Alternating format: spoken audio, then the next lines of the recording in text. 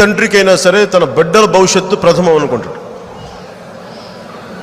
నా బిడ్డల భవిష్యత్తు కోసం చాలా సంవత్సరాల నుంచి నేను చాలా చోట్ల దెబ్బతిన్నా, ఆర్థికంగా దెబ్బతిన్నా. ఇలా నా బిడ్డల భవిష్యత్తుకి ఆటంకం కలగకూడదు, వాళ్ళ చదువులకి ఆటంకం కలగకూడదని, వాళ్ళ భవిష్యత్తుకి నేను ఏదైనా అయినా కానీ, నాకు ఏదైనా జరిగినా కానీ డబ్బులు ఉంటాయని చెప్పి డబ్బులు తీసిపెట్టి ఒక ఫ్యూ క్రోర్స్ అయిన తర్వాత అది ఇంక వాళ్ళ చదువులకి వాళ్ళ భవిష్యత్తుకి ఇచ్చేద్దాం అనుకున్న సమయంలో అప్పుడు నేను పాలిటిక్స్కి వచ్చేసాను.